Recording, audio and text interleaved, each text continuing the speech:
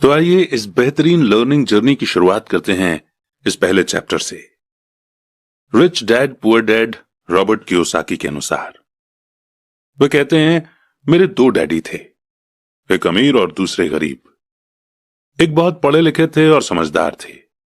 वे PhD थे और उन्होंने अपने 4 साल के अंडर ग्रेजुएट के काम को 2 साल से भी कम समय में कर लिया था। इसके बाद वे आगे पढ़ने के लिए Stanford university, university of Chicago और नॉर्थ वेस्टर्न यूनिवर्सिटी गए और ये सब उन्होंने पूरी तरह से स्कॉलरशिप के सहारे ही किया। मेरे दूसरे डैडी 8th क्लास से आगे नहीं पढ़े थे। दोनों ही अपने करियर में सक्सेसफुल थे। दोनों ने जिंदगी भर मेहनत की थी। दोनों ने ही काफी पैसा कमाया था, पर उनमें से एक पूरी जिंदगी पैसे के लिए परेशान होता रहा। दूसरा हवाई के सबसे अमीर लोगों में से एक बन गया। एक के मरने पर उसके परिवार, चर्च और जरूरतमंद को करोड़ों की दौलत मिली। दूसरा अपने पीछे कर्ज छोड़कर मरा। मेरे दोनों डैडी इरादे के पक्के, चमत्कारी और प्रभावशाली थे। दोनों ने मुझे सलाह दी, पर उनकी सलाह एक जैसी नहीं थी। दोनों ही एजुकेशन पर बहुत जोर देते थे, पर उनके द्वारा बताए गए पढ़ाई के सब्जेक्ट्स अलग अलग थे। अगर मेरे पास सिर्फ एक ही डैडी होते तो मैं या तो उनकी सलाह मान लेता या फिर उसे ठुकरा देता। क्योंकि सलाह देने वाले दो थे, इसलिए मेरे पास दो बिल्कुल अलग अलग विचार होते थे, एक अमीर आदमी का और दूसरा गरीब आदमी का।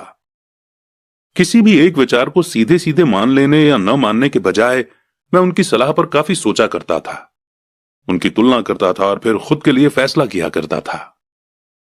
समस्या यह थी कि अमीर डैडी अभी अमीर नहीं थे और गरीब डैडी अभी गरीब नहीं थे। दोनों ही अपना करियर शुरू कर रहे थे और दोनों ही दौलत और परिवार के लिए मेहनत कर रहे थे, पर पैसे के बारे में दोनों के विचार और नजरिए एकदम अलग थे। एग्जाम्पल के तौर पर एक डैडी कहते थे कि पैसे का मोह ही सभी बुराइयों की जड़ है, जबकि दूसरे डैडी कहा करते थे पैसे की कमी ही सभी बुराइयों की जड़ है।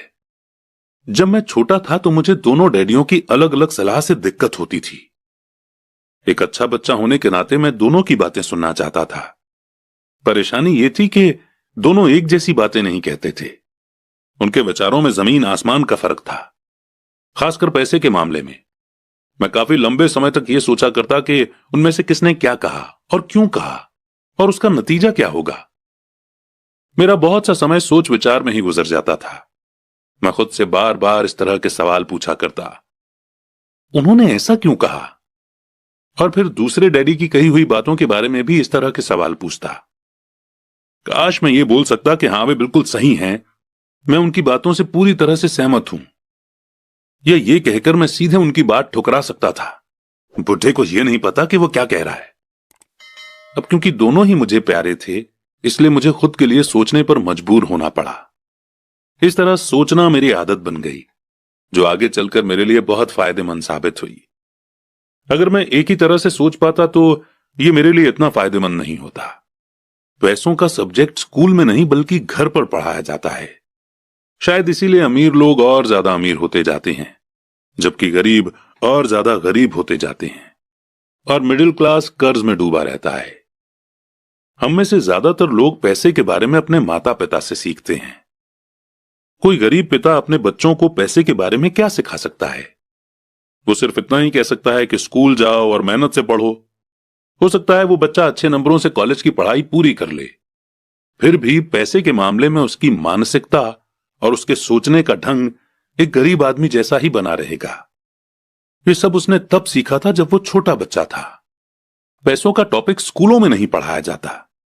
स्कूलों में एकेडमिक और प्रोफेशनल स्किल्स पर जोर दिया जाता है, न कि पैसों से जुड़े स्किल पर। इससे यह साफ हो जाता है कि जिन स्मार्ट बैंकर्स, डॉक्टर्स और अकाउंटेंट्स के स्कूल में अच्छे नंबर आते हैं, वे जिंदगी भर पैसे के लिए संघर्ष क्यों करते हैं। हमारे देश पर जो भारी कर्ज लदा हुआ है, वो भी काफी हद तक उन बेहद पढ़े लिखे राजनेताओं और गवर्नमेंट ऑफिसर्स के कारण हुआ है, जो इकोनॉमिक पॉलिसी बनाते हैं। और मजे की बात यह है कि वो पैसों के बारे में बहुत कम जानते हैं। मैं अक्सर नई सदी में आने वाली समस्याओं के बारे में सोचता हूं। तब क्या होगा जब हमारे पास ऐसे करोड़ों लोग होंगे जिन्हें फाइनेंशियल और मेडिकल हेल्प की जरूरत होगी। पैसों से जुड़ी मदद के लिए या तो वे अपने परिवारों पर या फिर गवर्नमेंट पर निर्भर होंगे।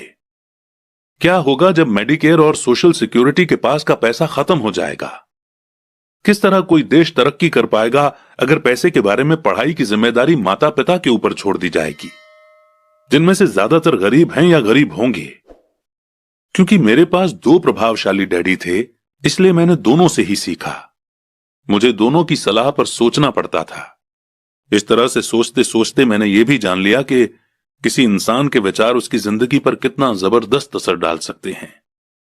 एग्जाम्पल के तौर पर एक डैडी को यह कहने की आदत थी, मैं इसे नहीं खरीद सकता। दूसरे डैडी इन शब्दों के इस्तेमाल से चिढ़ते थे। वे जोर देकर कहा करते थे कि मुझे इसके बजाय यह कहना चाहिए कि मैं इसे कैसे खरीद सकता हूं। पहला सेंटेंस नेगेटिव है और दूसरा सवाल उठाने वाला। तो पहले में बात खत्म हो जाती है और दूसरे में आप सोचने के लिए मजबूर हो जाते हैं। मेरे जल्द ही अमीर बनने वाले डैडी ने मुझे समझाया कि जब हम कहते हैं कि मैं इसे नहीं खरीद सकता, तो हमारा दिमाग काम करना बंद कर देता है। इसके बजाय जब हम ये सवाल पूछते हैं कि मैं इसे कैसे खरीद सकता हूं, तो हमारा दिमाग काम करने लगता है। उनका यह मतलब नहीं था कि आपका जिस चीज पर दिल आ जाए उसे खरीद ही लें। वे लगभग दीवानगी की हद तक अपने दिमाग को कसरत करवाना चाहते थे, क्योंकि उनके ख्याल से दिमाग दुनिया का सबसे ताकतवर कंप्यूटर है। मेरा दिमाग हर रोज तेज होता जाता है क्योंकि मैं इसकी कसरत करता रहता हूं। यह जितना तेज होता जाता है, मैं इसकी मदद से उतना ही ज्यादा पैसा कमा सकता हूं। उनका मानना था कि यह कहना कि मैं इसे नहीं खरीद सकता दिमागी आलस की पहचान है। हालांकि दोनों ही डैडी अपने काम में कड़ी मेहनत करते थे, पर मैंने देखा कि पैसे के मामले में एक डैडी की आदत यह थी कि वे अपने दिमाग को सुला देते थे और दूसरे डैडी अपने दिमाग की लगातार कसरत करवाते रहते थे। और इसका लॉन्ग टर्म नतीजा यह हुआ कि एक डैडी फाइनेंशियल रूप से बहुत अमीर होते चले गए, जबकि दूसरे डैडी लगातार कमजोर होते गए। इसे इस तरह से समझें कि एक इंसान हर रोज एक्सरसाइज करने के लिए जिम जाता है, जबकि दूसरा इंसान अपने सोफे पर बैठकर टीवी देखता रहता है। शरीर की सही एक्सरसाइज से आप ज्यादा हेल्दी हो सकते हैं और दिमाग की सही एक्सरसाइज से आप ज्यादा अमीर हो सकते हैं। आलस से सेहत और पैसा दोनों का नुकसान होता है। मेरे दोनों डैडियों की मेंटालिटी में जमीन आसमान का फर्क था। पुअर डैडी की सोच थी कि अमीरों को ज्यादा टैक्स देना चाहिए ताकि बेचारे गरीबों को ज्यादा फायदा मिल सके, जबकि अमीर डैडी कहते थे कि टैक्स उन लोगों को सजा देता है जो कुछ प्रोड्यूस करते हैं और उन लोगों को इनाम देता है जो प्रोड्यूस नहीं करते। पुअर डैडी सिखाते थे कि मेहनत से पढ़ो ताकि तुम्हें किसी अच्छी कंपनी में जॉब मिल जाए, जबकि अमीर डैडी की सीख ये थी कि मेहनत से पढ़ो ताकि तुम्हें किसी अच्छी कंपनी को खरीदने का मौका मिल जाए। पुअर डैडी कहते थे, मैं इसलिए अमीर नहीं हूं क्योंकि मुझे तुम बच्चों को पालना पड़ता है। अमीर डैडी कहते थे, मुझे इसलिए अमीर बनना है क्योंकि मुझे तुम बच्चों को अच्छे से पालना है। अमीर डैडी डिनर के टेबल पर पैसे और बिजनेस के बारे में बात करने के लिए हमेशा एनकरेज करते थे। पुअर डैडी खाना खाते समय पैसों की बातें करने के लिए मना करते थे। पुअर डैडी का कहना था, जहां पैसे का सवाल हो सुरक्षित कदम उठाओ, रिस्क मत उठाओ। अमीर डैडी का कहना था, रिस्क का सामना करना सीखो। एक का मानना था, हमारा घर ही हमारा सबसे बड़ा इन्वेस्टमेंट और हमारी सबसे बड़ी प्रॉपर्टी है। दूसरे का मानना था, मेरा घर मेरी जिम्मेदारी है, और अगर आपका घर आपकी नजरों में आपका सबसे बड़ा इन्वेस्टमेंट है तो आप गलत हैं। दोनों ही डैडी अपने बिल समय पर चुकाते थे, पर उनमें से एक सबसे पहले अपने बिल चुकाते जबकि दूसरे सबसे आखिर में। एक डैडी का यह मानना था कि कंपनी या गवर्नमेंट को आपका ध्यान रखना चाहिए और आपकी जरूरतों को पूरा करना चाहिए। वे हमेशा सैलरी में बढ़ोतरी, रिटायरमेंट प्लान, मेडिकल बेनिफिट, बीमारी की छुट्टी, छुट्टियों के दिन और बाकी फैसिलिटी के बारे में चिंतित रहते थे। वे अपने दो चाचाओं से बहुत प्रभावित थे जो आर्मी में चले गए थे, और 20 साल के एक्टिव जीवन के बाद उन्होंने अपने रिटायरमेंट और जीवन भर के आराम का इंतजाम कर लिया था। वे मेडिकल बेनिफिट के विचार को पसंद करते थे और आर्मी द्वारा अपने रिटायर्ड एम्प्लॉयज को दी जा रही सुविधाओं की भी तारीफ करते थे। उन्हें यूनिवर्सिटी का टेन्योर सिस्टम भी काफी पसंद था। कई बार जॉब से आजीवन मिल रही सुरक्षा और जॉब के फायदे जॉब से ज्यादा इंपॉर्टेंट हो जाते हैं। वे अक्सर ये कहते थे, मैंने गवर्नमेंट के लिए बहुत मेहनत से काम किया है, इसके लिए बदले में मुझे बेनिफिट मिलने चाहिए। दूसरे डैडी पूरी तरह से फाइनेंशियल इंडिपेंडेंस में विश्वास रखते थे। वे कन्वीनियंस मानसिकता के खिलाफ थे। वे ये मानते थे कि इस तरह की मानसिकता लोगों को कमजोर और फाइनेंशियल रूप से जरूरतमंद बनाती है। उनका पक्का विश्वास था कि आदमी को फाइनेंशियल रूप से काबिल होना चाहिए। एक डैडी कुछ डॉलर बचाने के लिए परेशान रहे। दूसरे डैडी एक के बाद एक इन्वेस्टमेंट करते रहे। एक डैडी ने मुझे बताया कि अच्छी जॉब तलाशने के लिए अच्छा सा बायोडाटा कैसे लिखा जाए। दूसरे डैडी ने मुझे यह सिखाया कि कैसे मजबूत बिजनेस और फाइनेंशियल प्लान्स लिखे जाएं, जिससे मैं किसी दूसरे को जॉब दे सकूं। दो प्रभावशाली डैडियों के साथ रहने के कारण मुझे एनालाइज करने का मौका मिला कि उनके विचारों का उनके जीवन पर कितना असर हो रहा है। मैंने पाया कि दरअसल लोग अपने विचारों से ही अपने जीवन को दिशा देते हैं। एग्जाम्पल के तौर पर मेरे गरीब डैडी हमेशा कहा करते थे, मैं कभी अमीर नहीं बन पाऊंगा, और उनकी यह भविष्यवाणी सही साबित हुई। दूसरी तरफ मेरे अमीर डैडी हमेशा खुद को अमीर समझते थे। वे इस तरह की बातें करते थे, मैं अमीर हूं और अमीर लोग ऐसा नहीं करते। एक बड़े फाइनेंशियल झटके के बाद जब वे दिवालिया होने के कगार पर थे, तब भी वे खुद को अमीर आदमी ही कहते रहे। वे अपने सपोर्ट में यह कहते थे कि गरीब ना होने और पैसे ना होने में फर्क होता है। पैसे पास में ना होना एक टेम्पररी कंडीशन है, जबकि गरीबी परमानेंट है। मेरे गरीब डैडी ये भी कहते थे कि मेरी पैसे में कोई रुचि नहीं है, या पैसा इंपॉर्टेंट नहीं है। मेरे अमीर डैडी हमेशा कहा करते थे कि पैसे में बहुत ताकत है। हो सकता है कि हमारे विचारों की ताकत को कभी मापा न जा सके, या फिर उन्हें पूरी तरह से समझा न जा सके। फिर भी बचपन में ही मैं ये समझ गया था कि हमें अपने विचारों पर ध्यान देना चाहिए, और अपने एक्सप्रेशंस पर भी। मैंने देखा कि मेरे गरीब डैडी इसलिए गरीब नहीं थे क्योंकि वे कम कमाते थे, बल्कि इसलिए गरीब थे क्योंकि उनके विचार और काम गरीबों की तरह थे। दो डैडी होने के कारण बचपन से ही मैं इस बारे में बहुत सावधान हो चला था कि मैं किस तरह की सोच अपनाऊं। मैं किसकी बात मानूं, अपने अमीर डैडी की या अपने गरीब डैडी की। हालांकि दोनों ही एजुकेशन और नॉलेज को बहुत इंपॉर्टेंट मानते थे, पर क्या सीखा जाए इस बारे में दोनों की अलग अलग राय थी। एक चाहते थे कि मैं पढ़ाई में कड़ी मेहनत करूं, डिग्री लूं और पैसे कमाने के लिए अच्छी सी जॉब ढूंढ लूं। वे चाहते थे कि मैं एक प्रोफेशनल ऑफिसर, वकील या अकाउंटेंट बन जाऊं या एमबीए कर लूं। दूसरे डैडी मुझे एनकरेज करते थे कि मैं अमीर बनने का राज सीख लूं, यह समझ लूं कि पैसा किस तरह काम करता है, और यह जान लूं कि इससे अपने लिए कैसे काम लिया जाता है। मैं पैसे के लिए काम नहीं करता। इन शब्दों को वो बार बार दोहराया करते थे। पैसा मेरे लिए काम करता है। 9 साल की उम्र में ही मैंने यह फैसला किया कि पैसे के बारे में मैं अपने अमीर डैडी की बात सुनूंगा और उनसे सीखूंगा। यह फैसला करने का मतलब था अपने गरीब डैडी की बातों पर ध्यान न देना। हालांकि उनके पास कॉलेज की बहुत सी डिग्रियां थी जो मेरे अमीर डैडी के पास नहीं थीं। एक बार मैंने यह फैसला कर लिया कि मुझे किसकी बात सुननी है, तो उसके बाद मेरी मनी एजुकेशन शुरू हो गई। मेरे अमीर डैडी ने मुझे 30 साल से भी ज्यादा समय तक सिखाया, जब तक कि मेरी उम्र 39 साल की नहीं हो गई, और इसके बाद उन्होंने सिखाना बंद कर दिया। उन्होंने ये देख लिया था कि मैं वो सब समझ चुका हूं जो मेरी मोटी बुद्धि में भरने की वो कोशिश कर रहे थे। पैसा एक तरह की ताकत है, पर इससे भी बड़ी ताकत है फाइनेंशियल एजुकेशन। पैसा तो आता जाता रहता है, पर अगर आप ये जानते हैं कि पैसा किस तरह से काम करता है, तो आप ज्यादा ताकतवर हो जाते हैं। आप दौलत कमाना शुरू कर सकते हैं। सिर्फ पॉजिटिव थिंकिंग से ही समस्या हल नहीं हो सकती, क्योंकि ज्यादातर लोग स्कूल में पढ़ते हैं और वहां ये कभी नहीं सीख पाते कि पैसा किस तरह से काम करता है। इसीलिए वे पैसे के लिए काम करने में अपनी सारी जिंदगी बर्बाद कर देते हैं। मेरी एजुकेशन तब शुरू हुई जब मैं सिर्फ 9 साल का था, और इसी कारण मेरे अमीर डैडी ने मुझे जो लेसन पढ़ाए वे बहुत आसान थे। और सारी बातों को छोड़कर विचार किया जाए तो उन्होंने मुझे 30 सालों तक सिर्फ 6 इंपॉर्टेंट लेसन पढ़ाए। यह बुक उन्हीं 6 लेसन्स के बारे में है, और इसे भी उतना ही आसान बनाने की कोशिश की गई है जितना कि मेरे अमीर डैडी ने इन्हें मेरे लिए आसान बनाया था। ये लेसन आपके लिए जवाब की तरह नहीं लिखे गए हैं, बल्कि गाइड की तरह लिखे गए हैं। ऐसा गाइड जो ज्यादा अमीर बनने में आपकी और आपके बच्चों की मदद करेगा, चाहे दुनिया कितनी बदलती रहे। तो लेसन 1 है, अमीर लोग पैसे के लिए काम नहीं करते।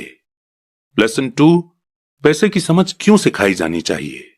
लेसन 3, अपने काम से काम रखो। लेसन 4, टैक्स का इतिहास और कॉरपोरेशंस की ताकत। लेसन 5, अमीर लोग पैसे का आविष्कार करते हैं। लेसन 6, सीखने के लिए काम करें, पैसे के लिए काम न करें।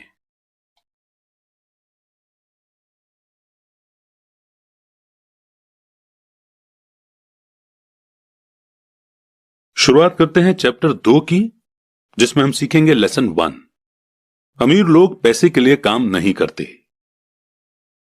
डैडी, क्या आप मुझे बता सकते हैं कि अमीर कैसे बना जाए? वे सुनते ही मेरे डैडी ने अपना शाम का न्यूज़पेपर नीचे रख दिया। बेटे, तुम अमीर क्यों बनना चाहते हो? क्योंकि आज जिमी की मम्मी अपनी नई महंगी कार में आई और वो लोग पिकनिक पर अपने सी साइड वाले घर पर जा रहे थे। जिमी अपने साथ साथ अपने 3 दोस्तों को ले गया, पर माइक और मुझे नहीं ले गया।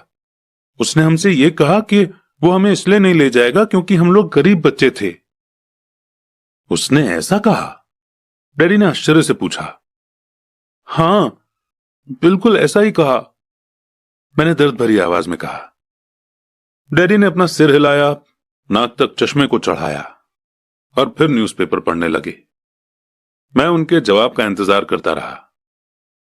यह 1956 की बात है, तब मैं 9 साल का था। किस्मत की बात थी कि मैं उसी पब्लिक स्कूल में जाता था जिसमें अमीर लोगों के बच्चे पढ़ते थे। हम शुगर प्लांटेशन के एरिया में रहते थे। प्लांटेशन के मैनेजर और उस एरिया के बाकी अमीर लोग जैसे डॉक्टर, बिजनेसमैन और बैंकर अपने बच्चों को 1st क्लास से 6th क्लास तक इसी स्कूल में भेजते थे। 6th क्लास के बाद बच्चों को प्राइवेट स्कूलों में भेजा जाता था। अगर मेरा परिवार सड़क के दूसरी साइड पर रह रहा होता तो मुझे अलग तरह के स्कूल में भेजा जाता, जहां मेरे जैसे परिवारों के बच्चे पढ़ते थे। 6th क्लास के बाद इन बच्चों की तरह मैंने भी पब्लिक इंटरमीडिएट और हाई स्कूल किया होता, क्योंकि उनकी ही तरह मेरे लिए भी प्राइवेट स्कूल में जाना पॉसिबल नहीं था। मेरे डैडी ने आकर न्यूज़पेपर को रख दिया। मुझे पता था कि वे क्या सोच रहे थे। उन्होंने धीमे से शुरुआत की। अगर तुम अमीर बनना चाहते हो तो तुम्हें पैसे बनाना सीखना चाहिए। मैं पैसे बनाना किस तरह सीख सकता हूं? अपने दिमाग के इस्तेमाल से, उन्होंने मुस्कुराते हुए कहा, जिसका असली मतलब यह था कि बस मैं तुम्हें इतना ही बता सकता हूं, या मैं इसका जवाब नहीं जानता, इसलिए मुझे तंग मत करो। एक पार्टनरशिप हुई। अगली सुबह मैंने अपने सबसे अच्छे दोस्त माइक को अपने डैडी की बातें बताई। जहां तक मुझे याद है, उस स्कूल में माइक और मैं 2 ही गरीब बच्चे थे। माइक भी मेरी ही तरह का था, क्योंकि वो भी किस्मत की वजह से ही उस स्कूल में था। ऐसा लगता था जैसे किसी ने कस्बे में स्कूलों की सरहदें तय कर दी थीं, और इसी कारण हम लोग अमीर बच्चों के स्कूल में पढ़ रहे थे। सच कहा जाए तो हम लोग गरीब नहीं थे, पर हमें ऐसा लगता था, क्योंकि बाकी सभी बच्चों के पास नए बेसबॉल ग्लव्स, नई साइकिल और हर चीज होती थी, और हर चीज नई होती थी, और हमारे पास सब पुरानी। मम्मी और डैडी ने हमें जरूरत की सभी चीजें दी थीं, जैसे खाना, घर, कपड़े, लेकिन इससे ज्यादा कुछ नहीं। मेरे डैडी कहा करते थे कि अगर तुम्हें कोई चीज चाहिए तो उसके लिए काम करो। हमें बहुत सी चीजें चाहिए थीं, लेकिन 9 साल के बच्चों के करने के लिए ज्यादा काम मौजूद नहीं थे। माइक ने पूछा, तो पैसा कमाने के लिए हमें क्या करना चाहिए? मैं नहीं जानता, मैंने कहा, लेकिन क्या तुम इस काम में मेरे पार्टनर बनना चाहोगे? वो राजी हो गया, और उस शनिवार की सुबह माइक मेरा पहला बिजनेस पार्टनर बन गया। हम दोनों पूरी सुबह यही सोचते रहे कि पैसा किस तरह कमाया जाए। कभी कभार हम उन बेफिक्र बच्चों के बारे में बात करते रहे जो जिमी के सी साइड वाले घर पर मजे कर रहे होंगे। इससे थोड़ी चोट पहुंचती थी, पर यह चोट अच्छी थी, क्योंकि इसने हमें यह सोचने के लिए मोटिवेट किया कि पैसा कैसे कमाया जाए। और आखिरकार उस दोपहर को हमारे दिमाग में बिजली कौंध गई। ये एक ऐसा आइडिया था जो माइक ने किसी साइंस की किताब में पढ़ा था। एक्साइटेड होकर हमने अपने हाथ में लाए, क्योंकि हमारे पास अब एक बिजनेस था। अगले कुछ हफ्तों तक मैं और माइक आसपास के इलाकों में भाग दौड़ करते रहे। हम दरवाजों पर दस्तक देते थे और पड़ोसियों से कहते थे कि वे अपने इस्तेमाल किए हुए टूथपेस्ट ट्यूब हमारे लिए रख लें। हैरत से हमें देखते हुए ज्यादातर लोगों ने मुस्कुराकर हमारी बात मान ली। कुछ ने हमसे पूछा कि हमें टूथपेस्ट ट्यूब क्यों चाहिए। इसके जवाब में हमने कहा कि हम आपको ये नहीं बता सकते, ये एक बिजनेस सीक्रेट है। हफ्ते गुजरते गए और मेरी मां बहुत दुखी हो गई। अपने रॉ मटेरियल को इकट्ठा करने के लिए हमने जो जगह चुनी थी वो उनकी वॉशिंग मशीन के ठीक पास में थी, एक ब्राउन कार्डबोर्ड के डिब्बे में जिसमें कभी केचप की बोतलें रखी रहती थीं।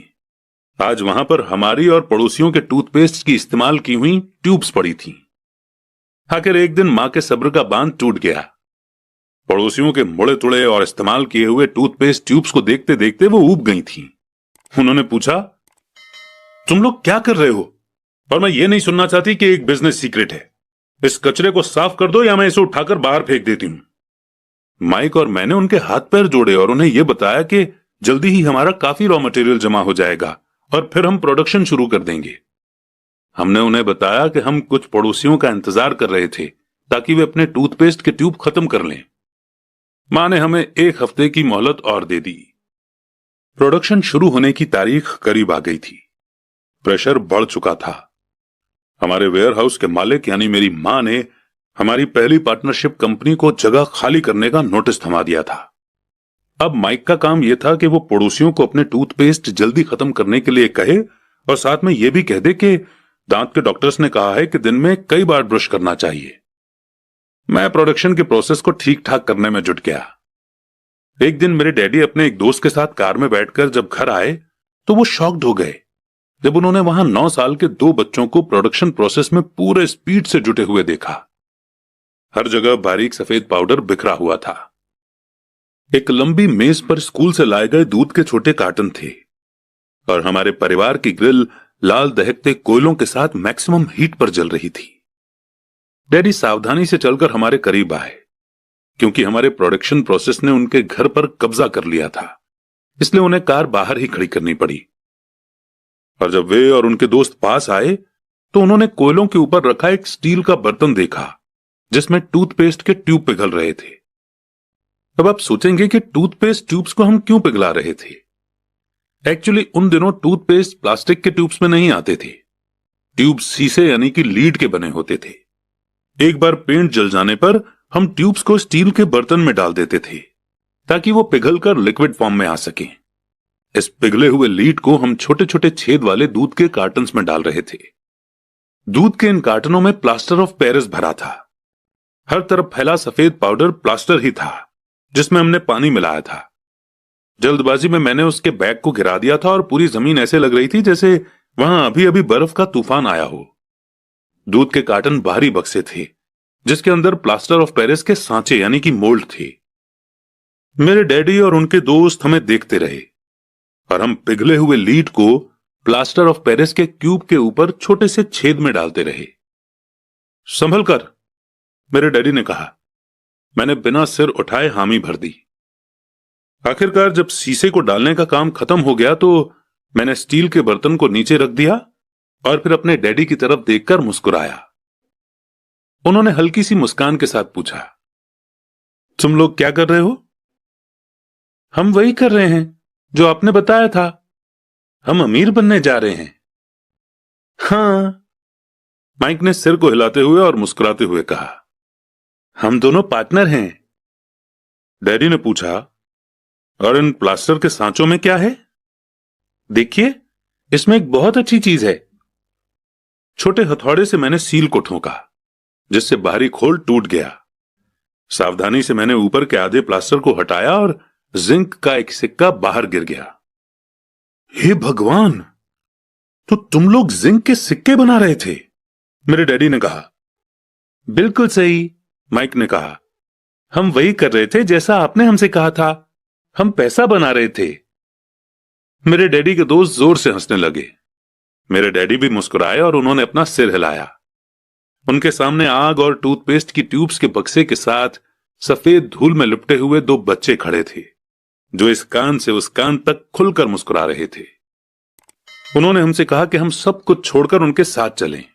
और घर के सामने वाली सीढ़ी पर बैठी। मुस्कुराते हुए उन्होंने हमें जालसाजी यानी कि फेक या फ्रॉजरी शब्द का मतलब समझाया। कहने का मतलब यह है कि जो सिक्के हैं वो सिर्फ गवर्नमेंट यानी कि सरकार बना सकती है, न कि एक आम इंसान। अगर एक आम इंसान सिक्के बनाता है तो उसे जेल भी हो सकती है। हमारे सपने टूट गए थे। तो आपका मतलब यह है कि यह इलीगल है? माइक ने कांपती हुई आवाज में पूछा। इतने में डैडी के दोस्त ने कहा, छोड़ो भी, हो सकता है कि बच्चे अपने पैदाइशी टैलेंट को डेवलप कर रहे हों। मेरे डैडी उन्हें घूरते रहे।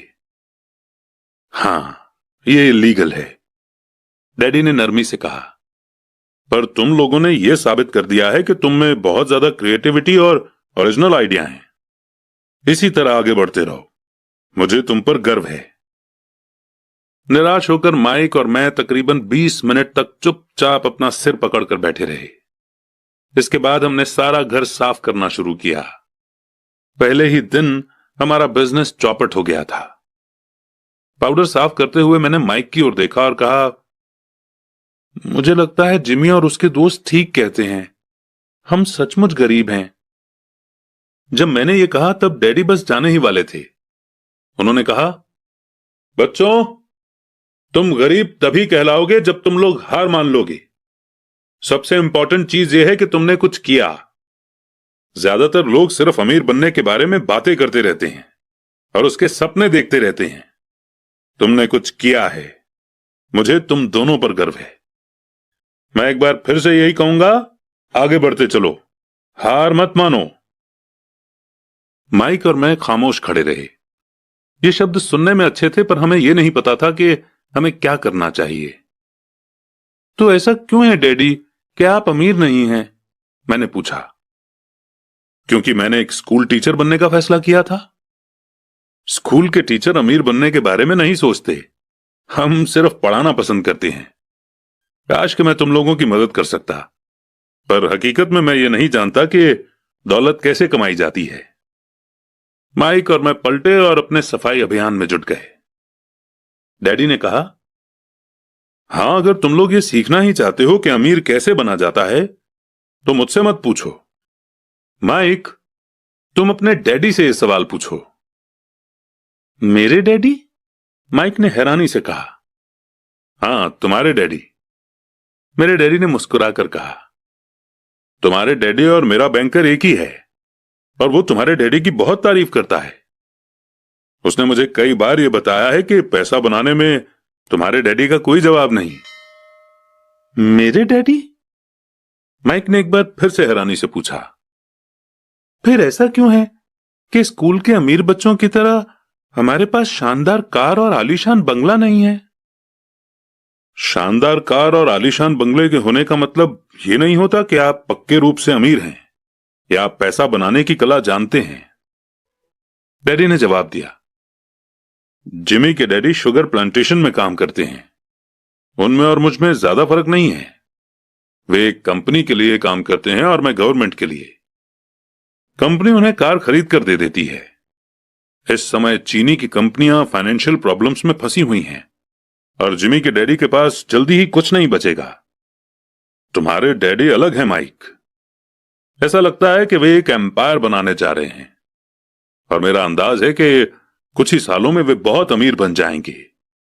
ये सुनकर माइक और मैं एक बार फिर से एक्साइटेड हो गए। नए जोश से हमने अपने डूबे हुए बिजनेस के कचरे को साफ करना शुरू कर दिया। जब हम सफाई कर रहे थे तो हमने यह भी प्लान बना लिया कि कब और कैसे माइक के डैडी से बात की जाए। प्रॉब्लम यह थी कि माइक के डैडी बहुत ज्यादा काम करते थे और देर रात तक घर नहीं लौटते थे। माइक के डैडी के पास कई वेयरहाउस, कंस्ट्रक्शन कंपनी, स्टोर्स की चेन और 3 रेस्टोरेंट्स थे। रेस्टोरेंट्स के कारण ही उन्हें घर लौटने में देर हो जाती थी। सफाई खत्म करने के बाद माइक बस पकड़कर अपने घर चला गया। वो अपने डैडी से बात करने वाला था, चाहे वे कितनी ही देर से घर लौटें, और उनसे पूछने वाला था कि क्या वे हमें अमीर बनने की तरकीब सिखाने के लिए तैयार हैं। माइक ने मुझसे वादा किया कि जैसे ही वो अपने डैडी से बात कर लेगा वो मुझे फोन करेगा, चाहे कितनी ही देर क्यों ना हो जाए। फोन रात को 8:30 आया। ओके, अगले शनिवार, मैंने कहा और फोन रख दिया। माइक के डैडी माइक और मुझसे मिलने के लिए तैयार हो गए थे। शनिवार की सुबह 7:30 मैंने शहर के दूसरे हिस्से में जाने के लिए बस पकड़ी और सबक शुरू हुए। मैं तुम्हें 1 घंटे के 10 सेंट दूंगा। 1956 की सैलरी के हिसाब से भी 10 सेंट हर घंटे की सैलरी से कम थे। माइकल और मैं सुबह 8 बजे उसके डैडी से मिले। वे पहले से ही बिजी थे और उनके पास 1 घंटे से भी ज्यादा का काम मौजूद था। जब मैं उनके साधारण छोटे और साफ घर के सामने पहुंचा तो मैंने देखा कि उनका कंस्ट्रक्शन सुपरवाइजर अपने पिकअप ट्रक में वहां से जा रहे थे। माइक मुझे दरवाजे पर ही मिल गया। डैडी अभी फोन पर हैं और उन्होंने कहा है कि हम लोग पीछे के एरिया में उनका इंतजार करें, माइक ने दरवाजा खोलते हुए कहा। जब मैंने उसके पुराने घर की दहलीज के अंदर कदम रखा तो लकड़ी के पुराने फर्श की चरमराहट सुनाई दी। दरवाजे के अंदर सस्ती सी चटाई थी। चटाई वहां इसलिए रखी गई थी ताकि फर्श पर पड़े अनगिनत पैरों के निशानों को छुपाया जा सके। हालांकि वो साफ थी, पर यह साफ दिखता था कि वो पुरानी हो गई थी और उसे बदल देना चाहिए। जब मैं लिविंग रूम में घुसा तो वहां मेरा दम घुटने लगा था। वहां पुराने फर्नीचर की बू आ रही थी और उसमें कोई शक नहीं है कि उस फर्नीचर को म्यूजियम में होना चाहिए था। सोफे पर 2 औरतें बैठी थी जिनकी उम्र मेरी मां से थोड़ी ज्यादा होगी। औरतों के सामने एक आदमी मजदूरों के कपड़ों में बैठा हुआ था। उसने खाकी पैंट और खाकी शर्ट पहन रखा था। हालांकि कपड़े साफ और प्रेस किए हुए थे। उस आदमी की उम्र मेरे डैडी से लगभग 10 साल ज्यादा होगी, शायद 45 साल। ये लोग कौन हैं? मैंने पूछा। अरे ये लोग डैडी के लिए काम करते हैं। बूढ़ा आदमी उनके वेयर हाउसों को संभालता है और औरतें रेस्टोरेंट की मैनेजर हैं। और तुमने उस कंस्ट्रक्शन सुपरवाइजर को तो देखा ही होगा जो यहां से 50 मील दूर एक सड़क के प्रोजेक्ट पर काम कर रहा है। उनका दूसरा सुपरवाइजर जो बहुत से घर बना रहा है वो तुम्हारे आने के पहले ही जा चुका है। क्या ऐसा हमेशा ही होता है? मैंने पूछा। हमेशा तो नहीं, पर अक्सर ऐसा ही होता है, माइक ने कहा और मेरे पास अपनी कुर्सी खींचते हुए वो मुस्कुराया। मैंने उनसे पूछा था कि क्या वे हमें पैसा बनाना सिखाएंगे। माइक ने मुझे बताया। अच्छा, और उन्होंने इसका क्या जवाब दिया? मैंने एक्साइटेड होकर पूछा। पहले तो उनके चेहरे पर हंसी आई, फिर कुछ सोचकर उन्होंने कहा कि वे हमारे सामने एक ऑफर रखेंगे। अच्छा, मैंने कहा और अपनी कुर्सी की पीठ दीवार से टिका ली। मैं वहां कुर्सी के पिछले 2 पैरों के सहारे टिका बैठा रहा। माइक ने भी ऐसा ही किया। क्या तुम्हें पता है वो कौन सा ऑफर देने वाले हैं? मैंने पूछा। नहीं, पर हमें जल्दी ही इसका पता चल जाएगा। अचानक माइक के डैडी उस पुराने दरवाजे से घुसकर उस कमरे में दाखिल हुए जहां हम बैठे हुए थे। माइक और मैं अपने पैरों पर कूद गए, आदर के कारण नहीं बल्कि इसलिए कि हम चौंक गए थे। तो बच्चों, तैयार? माइक के डैडी ने एक कुर्सी हमारे पास खिसकाते हुए पूछा। हमने अपने सिर हिलाए और अपनी कुर्सियों को दीवार के पास से खींचकर उनके सामने रख लिया। वे एक लंबे चौड़े शरीर के मालिक थे, लगभग 6 फीट ऊंचे और वजन करीब 90 किलो होगा। मेरे डैडी इससे ऊंचे थे, लगभग इसी वजन के, और माइक के डैडी से 5 साल बड़े। वे लगभग एक जैसे ही थे, हालांकि दोनों एक ही प्रजाति के नहीं थे। हो सकता है कि उनकी एनर्जी एक सी हो। माइक का कहना है कि तुम पैसा कमाना सीखना चाहते हो। क्या यह सही है रॉबर्ट? मैंने तुरंत सहमति में अपना सिर हिलाया। हालांकि मुझे थोड़ा सा डर भी लग रहा था। उनके शब्दों और मुस्कुराहट के पीछे बहुत ताकत थी। अच्छा, यह रहा मेरा ऑफर। मैं तुम्हें सिखाऊंगा, लेकिन मैं ऐसा क्लासरूम के स्टाइल में नहीं करूंगा। अगर तुम मेरे लिए काम करोगे तो उसके बदले में तो मैं तुम्हें सिखाऊंगा, और तुम मेरे लिए काम नहीं करोगे तो मैं तुम्हें नहीं सिखाऊंगा। अगर तुम काम करते हो तो मैं तुम्हें ज्यादा तेजी से सिखा सकता हूं, और अगर तुम सिर्फ बैठकर मेरी बातें सुनते हो जैसा कि तुम लोग स्कूल में करते हो तो इससे मेरा समय बर्बाद होगा। ये मेरा ऑफर है, इसे या तो मान लो या फिर वापस लौट जाओ। क्या मैं पहले आपसे एक सवाल कर सकता हूं? मैंने पूछा। नहीं, इसे या तो मान लो या फिर वापस लौट जाओ। मेरे पास बर्बाद करने के लिए फालतू समय नहीं है। अभी ढेर सारा काम पड़ा हुआ है। अगर तुम में तुरंत फैसला करने की क्षमता नहीं है तो तुम कभी पैसे कमाना नहीं सीख पाओगे। मौके आते हैं और चले जाते हैं, इसीलिए तुरंत फैसला लेने की एबिलिटी एक इंपॉर्टेंट स्किल है। तुमने जैसा चाहा था वैसा एक मौका तुम्हारे सामने मौजूद है। अगले 10 सेकंड में या तो पढ़ाई शुरू हो जाएगी या फिर यह हमेशा के लिए खत्म हो जाएगी। माइक के डैडी ने चिढ़ाने वाली मुस्कुराहट के साथ कहा। मंजूर, मैंने कहा। मंजूर, माइक ने कहा। बहुत बढ़िया। 10 मिनट में मिसेस मार्टिन आ जाएंगी। उनसे बातें करने के बाद मैं तुम्हें उनके साथ भेज दूंगा और तुम लोगों का काम शुरू हो जाएगा। मैं तुम्हें हर घंटे के 10 सेंट दूंगा और तुम हर शनिवार 3 घंटे काम करोगे। पर आज तो मेरा सॉफ्टबॉल का मैच है, मैंने कहा। माइक के डैडी ने अपनी आवाज को धीमा पर कड़क करके कहा, या तो मान लो या फिर वापस लौट जाओ। मान लिया, मैंने जवाब दिया। सॉफ्टबॉल खेलने के बजाय काम करने और सीखने का ऑप्शन चुनने में ही समझदारी थी। शनिवार की खुशनुमा सुबह 9 बजे माइक और मैं मिसेस मार्टिन के साथ काम कर रहे थे। वे एक दयालु और सब्र वाली औरत थीं। वे हमेशा कहा करती थीं कि माइक और मुझे देखकर उन्हें अपने दोनों बच्चों की याद आ जाती है जो अब बड़े हो गए थे और दूर चले गए थे।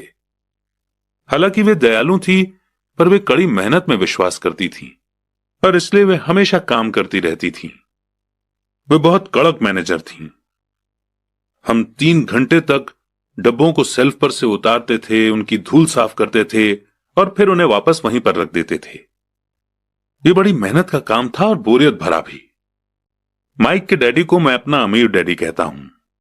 उनके पास इस तरह के 9 सुपरमार्केट थे जहां पार्किंग के लिए बहुत सी जगह थी। पड़ोस के जनरल स्टोर जहां लोग दूध, ब्रेड, बटर और सिगरेट जैसी चीजें खरीदते हैं। समस्या यह थी कि हवाई में एयर कंडीशनिंग नहीं थी और गर्मी के कारण स्टोर्स अपना दरवाजा बंद नहीं कर सकते थे। स्टोर के दोनों ओर दरवाजों को पूरा खुला रखा जाता था ताकि सड़क और पार्किंग की जगह सामने दिखती रहे। जब भी कोई कार पार्किंग में आती थी तो उसके साथ धूल का गुबार भी आता था जो स्टोर में घुसकर डिब्बों पर जम जाता था।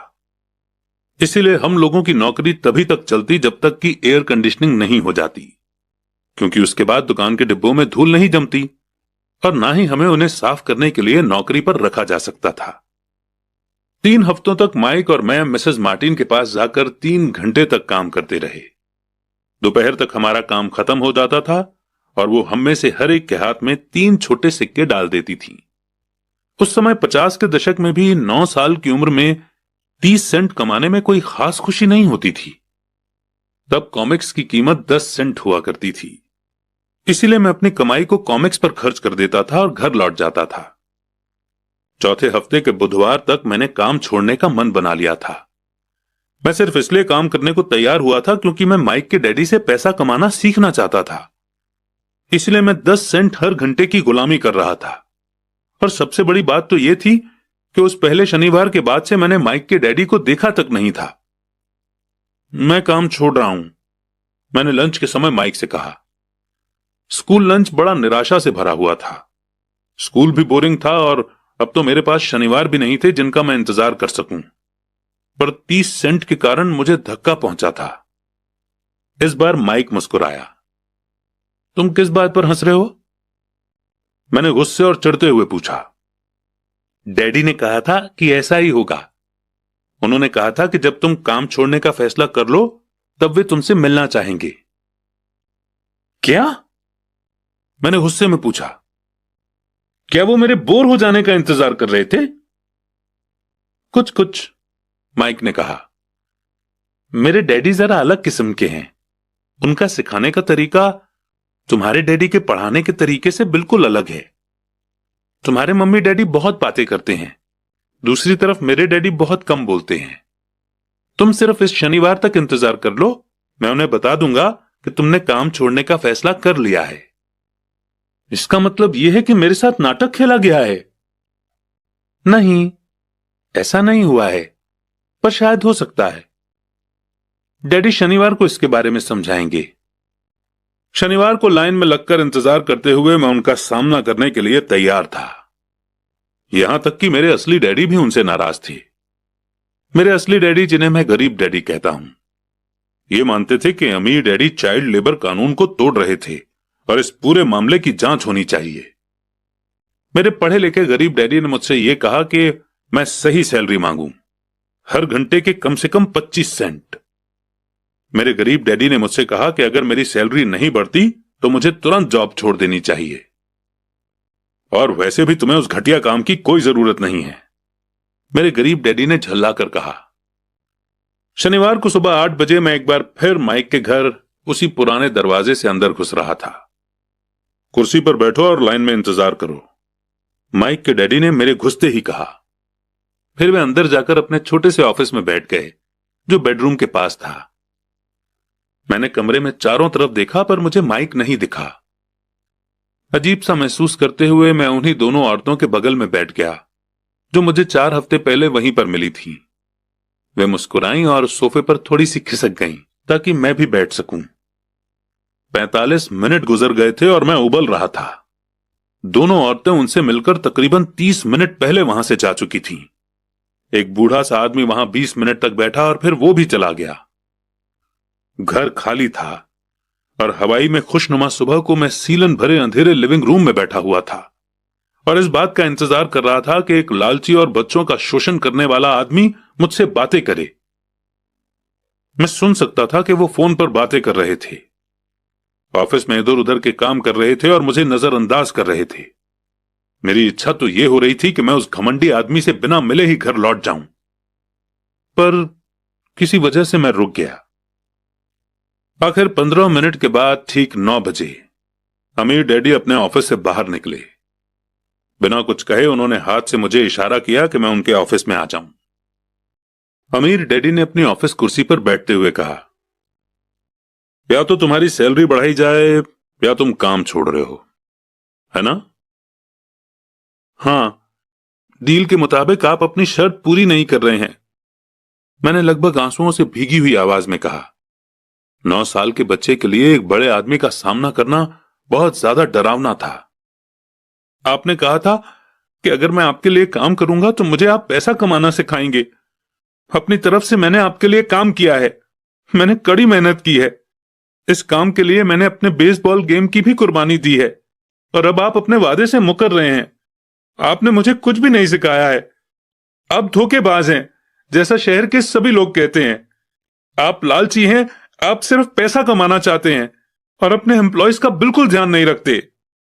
आपने मुझे इतनी देर तक बाहर बिठाए रखा और मेरी जरा भी इज्जत नहीं की।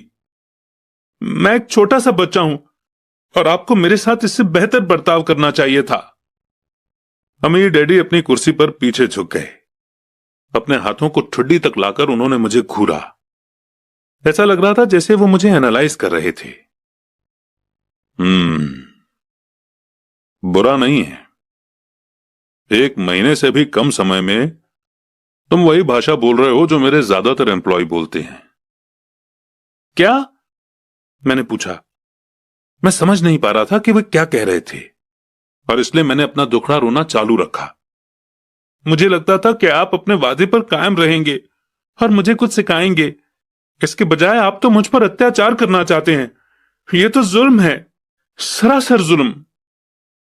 मैं तुम्हें सिखा तो रहा हूं, अमीर डैडी ने धीमी आवाज में कहा। आपने मुझे क्या सिखाया है? कुछ भी नहीं। एक बार मैं चंद सिक्कों में काम करने के लिए तैयार हो गया, उसके बाद तो आपने मुझसे बात तक नहीं की। 10 सेंट हर घंटे के लिए। मैं आपकी शिकायत गवर्नमेंट से करूंगा। हमारे देश में भी चाइल्ड लेबर कानून है। आप तो जानते ही हैं कि मेरे डैडी गवर्नमेंट के लिए काम करते हैं। शाबाश, अब तुम उन ज्यादातर लोगों की भाषा बोल रहे हो जो कभी मेरे लिए काम करते थे। वे लोग या तो जिन्हें मैंने नौकरी से निकाल दिया है या जिन्होंने खुद मेरी नौकरी छोड़ दी है। तो इस बारे में आपको क्या कहना है? और मुझे यह लग रहा था कि कम उम्र के बावजूद मैं बहादुरी से बातें कर रहा था। आपने मुझसे झूठ बोला। मैंने आपके लिए काम किया और आपने अपना वादा पूरा नहीं किया। आपने मुझे कुछ भी नहीं सिखाया। कौन कहता है कि मैंने तुम्हें कुछ नहीं सिखाया है? मेरे अमीर डैडी ने शांति से कहा। मैंने 3 हफ्ते तक काम किया और इस बीच आपने सिखाना तो दूर रहा, मुझसे कभी बात तक नहीं की। क्या सिखाने का मतलब सिर्फ भाषण या बातचीत ही होता है? और क्या? इस तरह से वो तुम्हें स्कूल में सिखाते हैं, पर जिंदगी तुम्हें इस तरह नहीं सिखाती।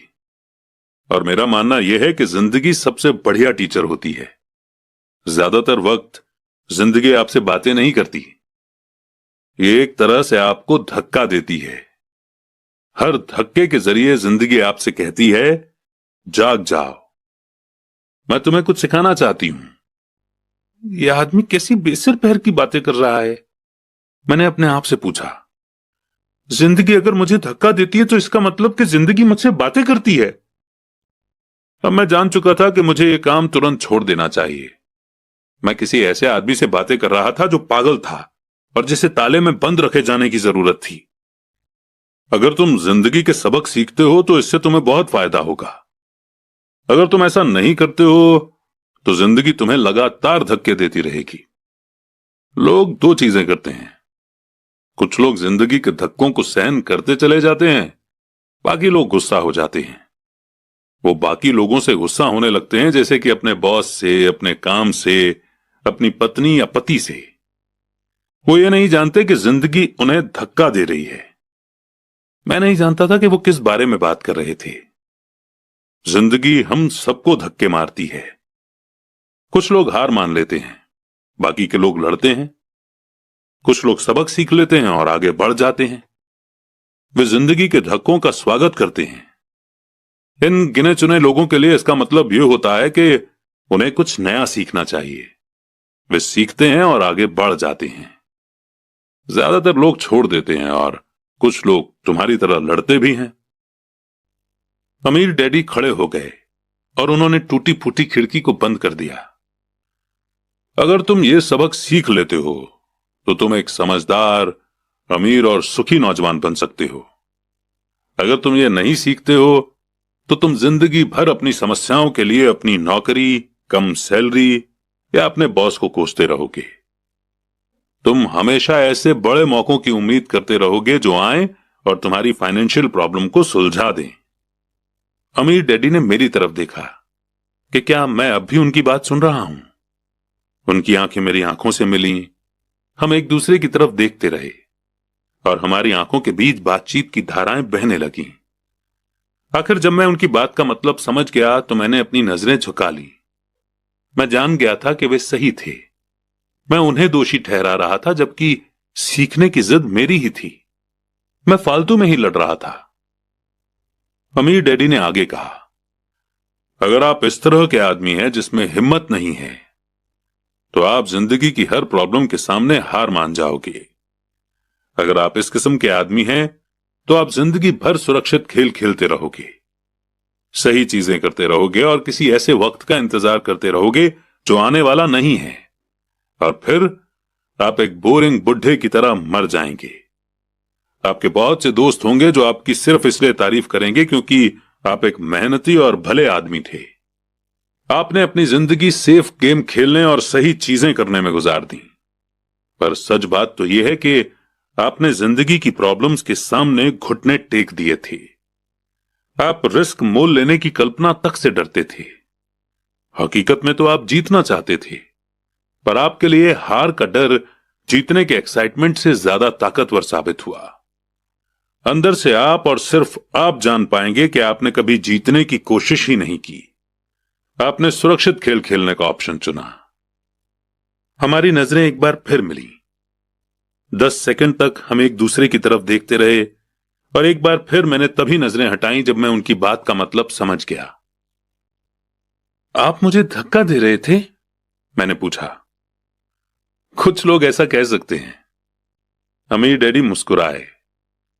मैं तो यही कहूंगा कि मैं तुम्हें जिंदगी का स्वाद चखा रहा था।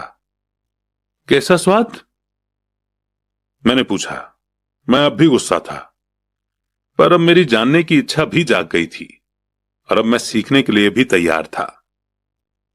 तुम दोनों ऐसे पहले लोग हो जिन्होंने मुझसे पैसे बनाने की कला सीखने की रिक्वेस्ट की है। मेरे पास 150 से भी ज्यादा एम्प्लॉइज हैं, पर उनमें से एक ने भी मुझसे पैसा कमाने की कला के बारे में कभी नहीं पूछा। वे मुझसे नौकरी मांगते हैं, सैलरी मांगते हैं, पर पैसा बनाने की कला नहीं सीखना चाहते। तो ज्यादातर लोग इसी तरह अपनी जिंदगी के सबसे बेहतरीन साल पैसे के लिए काम करने में बर्बाद कर देंगे और आखिर तक ये कभी समझ ही नहीं पाएंगे कि दरअसल वे किसके लिए काम कर रहे हैं। मैं पूरा ध्यान लगाकर उनकी बात सुनता रहा। तो जब माइक ने मुझसे कहा कि तुम पैसा कमाने की कला सीखना चाहते हो, तो मैंने एक ऐसा कोर्स तैयार किया जो असली जिंदगी के करीब था। मैं बोलते बोलते थक जाता, पर तुम कभी मेरी बात का मतलब नहीं समझ पाते। इसलिए मैंने फैसला किया कि तुम्हें जिंदगी के थपेड़ों का स्वाद चखा दिया जाए, ताकि तुम मेरी बात सुन भी सको और समझ भी सको। इसी कारण मैंने तुम्हें 1 घंटे के 10 सेंट दिए थे। तो 10 सेंट हर घंटे काम करने के बाद मैंने क्या सबक सीखा? यही कि आप घटिया हैं और अपने एम्प्लॉयज का शोषण करते हैं। अमीर डैडी अपनी कुर्सी पर पीछे की तरफ झुकते हुए जोर से हंसने लगे। जब उनकी हंसी बंद हुई तो उन्होंने कहा, अच्छा होगा अगर तुम अपने सोचने का नजरिया बदल लो। मुझे समस्या मत मानो, मुझे दोष देना छोड़ दो। अगर तुम सोचते हो कि तुम्हारी समस्या मैं हूं, तो तुम्हें मुझे बदलना होगा। इसके बजाय अगर तुम्हें यह लगता है कि तुम्हारी समस्या तुम खुद हो, तो तुम खुद को बदल सकते हो, सीख सकते हो और ज्यादा समझदार बन सकते हो। ज्यादातर लोग चाहते हैं कि दुनिया का हर आदमी बदल जाए, बस हम खुद ही ना बदलें। मैं तुम्हें यह बता दूं कि किसी दूसरे को बदलने से ज्यादा आसान यह है कि हम खुद को बदल लें। मैं आपकी बात ठीक से समझ नहीं पाया। अपनी प्रॉब्लम के लिए मुझे दोष देना छोड़ दो, अमीर डैडी ने बेचैन होकर मुझसे कहा। पर आपने मुझे सिर्फ 10 सेंट की ही सैलरी दी, तो तुमने क्या सीखा? अमीर डैडी ने मुस्कुराकर पूछा। यही कि आप घटिया हैं, मैंने शरारत भरी मुस्कान के साथ कहा। अच्छा, तो तुम ये सोचते हो कि प्रॉब्लम मैं हूं? वो तो आप हैं ही। खैर, इसी तरीके से सोचते रहो और तुम जिंदगी भर कुछ नहीं सीख पाओगे। अगर तुम्हारा नजरिया यही है कि समस्या मैं हूं, तो तुम्हारे पास क्या ऑप्शन रह जाते हैं? अगर आप मेरी सैलरी नहीं बढ़ाते या मुझे ज्यादा इज्जत नहीं देते, तो मैं काम छोड़कर चला जाऊंगा। ठीक कहा, और ज्यादातर लोग यही करते हैं। वे काम छोड़कर चले जाते हैं और दूसरी जॉब की तलाश करते हैं, जहां उन्हें बेहतर मौके या ज्यादा अच्छी सैलरी मिले। उन्हें यह गलतफहमी होती है कि नई नौकरी या ज्यादा सैलरी से उनकी प्रॉब्लम सुलझ सकती है, और ज्यादातर मामलों में ऐसा नहीं होता। तो समस्या किस तरह से सुलझ सकती है? 10 सेंट हर घंटे के हिसाब से सैलरी लेकर मुस्कुराते हुए? अमीर डैडी मुस्कुराए। यही बाकी के लोग करते हैं। वे ये जानते हुए भी कम सैलरी में काम करते हैं, क्योंकि नौकरी छूट जाने पर उनका और उनके परिवार का पेट कैसे भरेगा। इसीलिए मन महसूस कर वे नौकरी करते हैं और ये सोचकर सैलरी बढ़ने का इंतजार करते हैं कि ज्यादा पैसा आने से समस्या सुलझ जाएगी। ज्यादातर लोग ऐसा ही सोचते हैं और कड़ी मेहनत करते हुए दूसरी नौकरी भी कर लेते हैं, पर उसमें भी उन्हें सैलरी कम ही मिलती है। मैं फर्श को घूरता रहा। अब मैं अमीर डैडी के सबक को समझने लगा था। मुझे यह एहसास हो गया था कि यही जिंदगी का स्वाद है। आखिरकार मैंने ऊपर की ओर देखा और अपना सवाल दोहराया, तो फिर यह समस्या किस तरह सुलझेगी? इस सवाल के जवाब में अमीर डैडी ने मुझे वो बेशकीमती नजरिया दिया जो उन्हें अपने एम्प्लॉयज और मेरे गरीब डैडी से अलग करता था, और जिसकी बदौलत वे हवाई के सबसे अमीर आदमी बनने वाले थे, जबकि मेरे पढ़े लिखे गरीब डैडी जिंदगी भर पैसों की तंगी से जूझने वाले थे। ये एक अद्भुत नजरिया था जिसने मेरी जिंदगी का नक्शा ही बदल दिया। अमीर डैडी ने मुझे बार बार यह नजरिया याद दिलाया, जिसे मैं पहला सबक कहूंगा। गरीब और मिडिल क्लास लोग पैसे के लिए काम करते हैं, अमीरों के लिए पैसा काम करता है। मेरे गरीब डैडी ने जो एजुकेशन मुझे दी थी, शनिवार की उस खुशनुमा सुबह में मैं उससे बिल्कुल अलग नजरिया सीख रहा था। 9 साल की उम्र में मैं ये समझ गया था कि दोनों ही डैडी चाहते थे कि मैं सीखूं। दोनों ही डैडी मुझे पढ़ने के लिए मोटिवेट करते थे। फर्क सिर्फ इतना था कि दोनों के सुझाए सब्जेक्ट अलग अलग थे। मेरे पढ़े लिखे डैडी चाहते थे कि मैं वही करूं जो उन्होंने किया। बेटे, मैं चाहता हूं कि तुम मेहनत से पढ़ो, अच्छे नंबर लाओ ताकि तुम्हें किसी बड़ी कंपनी में स्टेबल जॉब मिल सके। और ये अच्छी तरह देख लो कि इसमें बहुत सारे दूसरे फायदे हों। मेरे अमीर डैडी चाहते थे कि सबक मुझे जीवन भर उनके मार्गदर्शन में सीखना था, न कि किसी क्लासरूम में। मेरे अमीर डैडी ने पहला सबक जारी रखा। मैं खुश हूं कि तुम 10 सेंट हर घंटे के हिसाब से काम करने पर गुस्सा हो गए। अगर तुम गुस्सा नहीं हुए होते और तुम ऐसा खुशी खुशी करते रहते तो मैं तुमसे साफ कह देता कि मैं तुम्हें नहीं सिखा सकता। ये जान लो कि सच्ची एजुकेशन में एनर्जी, स्ट्रांग इमोशन और जबरदस्त इच्छा की जरूरत होती है। गुस्सा उस फॉर्मूले का एक बहुत बड़ा हिस्सा है, क्योंकि स्ट्रांग इमोशन में गुस्सा और प्रेम मिला हुआ होता है। जब पैसे की बात आती है तो ज्यादातर लोग सुरक्षित रास्ता खोजते हैं, इसीलिए स्ट्रांग इमोशन उन्हें रास्ता नहीं दिखा पाते। उन्हें रास्ता दिखाता है उनका डर। तो क्या इसलिए वे कम सैलरी पर काम करने के लिए राजी हो जाते हैं? हां, कुछ लोग कहते हैं कि मैं लोगों का शोषण करता हूं, क्योंकि मैं उन्हें उतनी सैलरी नहीं देता जितनी उन्हें प्लांटेशन या गवर्नमेंट की तरफ से मिलती है। मैं यही कहना चाहता हूं कि लोग खुद अपना शोषण करते हैं। डरते वे हैं, मैं नहीं। पर क्या आपको नहीं लगता कि आपको उन्हें ज्यादा सैलरी देनी चाहिए? मुझे ज्यादा देने की जरूरत ही नहीं है, और इसके अलावा ज्यादा पैसा मिलने से उनकी समस्या नहीं सुलझेगी।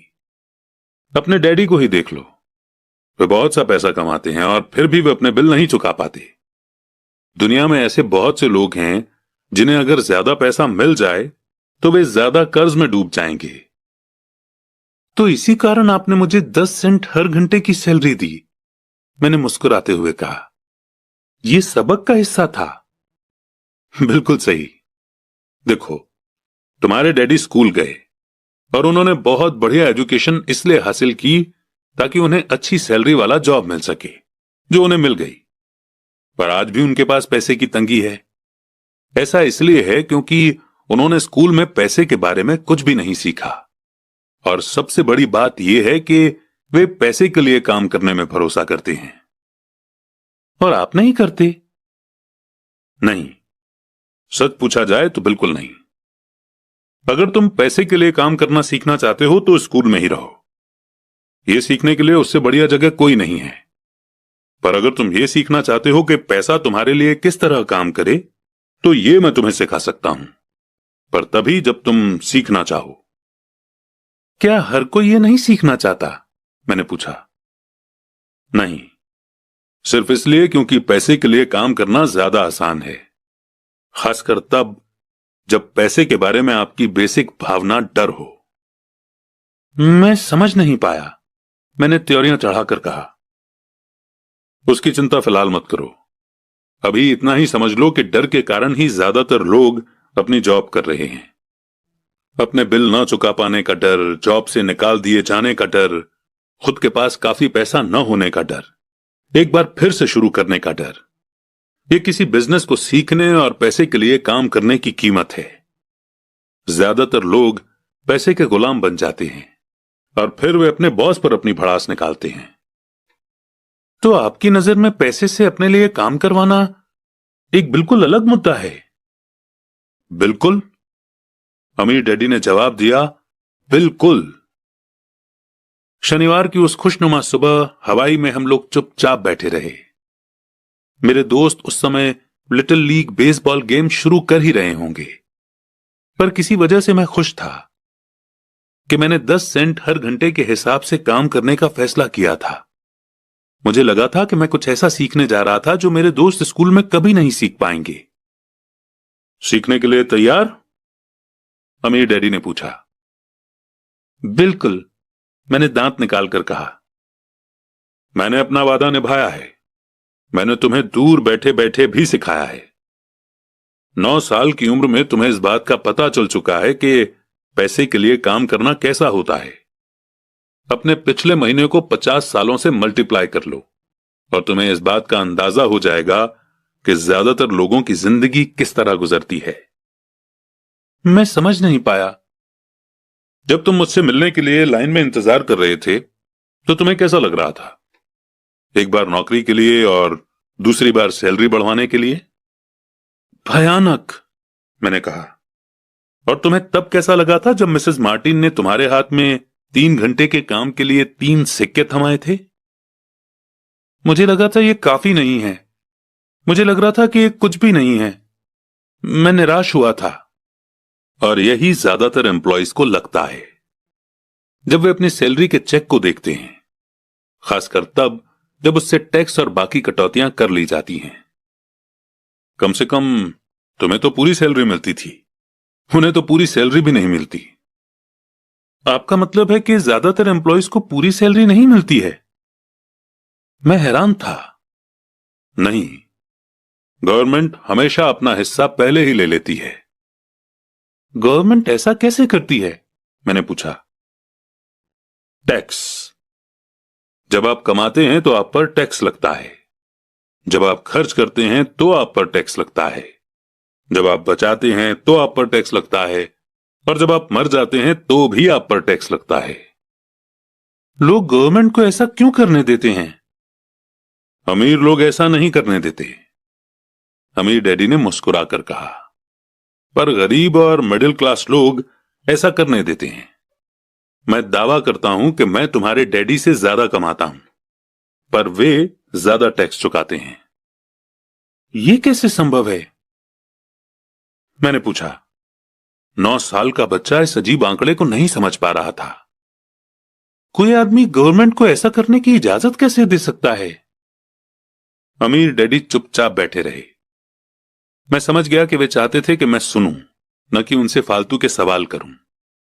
आखिर मैं शांत हो गया। जो मैंने सुना था वो मुझे अच्छा नहीं लगा था।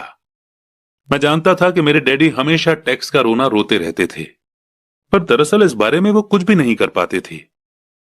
क्या जिंदगी उन्हें धक्का दे रही थी? अमीर डैडी मेरी तरफ देखते हुए अपनी कुर्सी में धीमे धीमे और खामोशी से हिलने लगे। सीखने के लिए तैयार? उन्होंने पूछा। मैंने अपना सिर धीमे से हिलाया। जैसा मैंने कहा, सीखने के लिए बहुत कुछ है।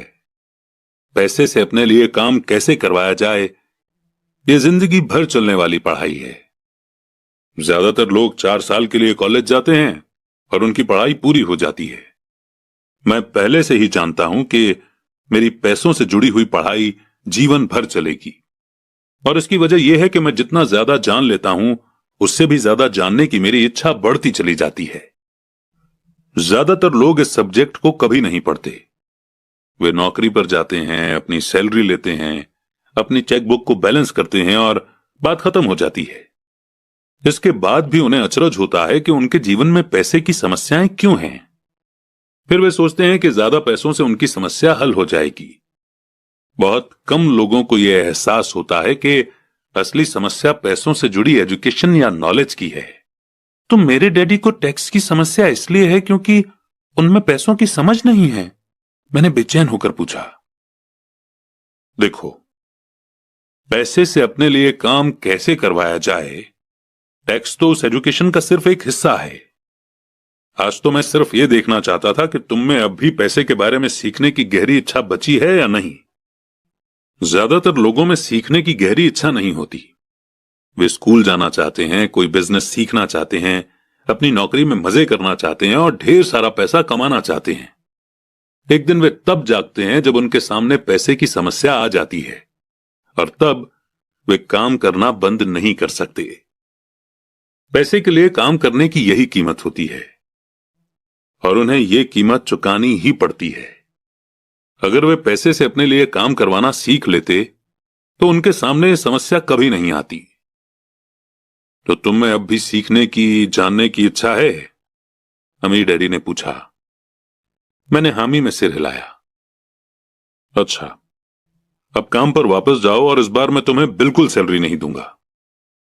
क्या? मैंने हैरान होकर पूछा। तुमने सही सुना है, सैलरी बंद।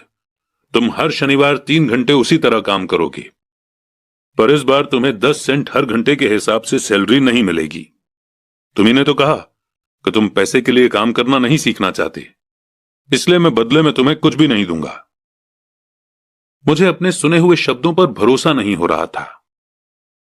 मैंने माइक से पहले ही बात कर ली है। वो पहले से ही काम कर रहा है, मुफ्त में डिब्बों की सफाई कर रहा है और उन्हें करीने से जमा रहा है। अब तुम भी जल्दी से जाकर काम में जुट जाओ। ये ठीक नहीं है, मैं चिल्लाया। आपको कुछ न कुछ सैलरी तो देनी चाहिए। तुमने कहा था कि तुम सीखना चाहते हो।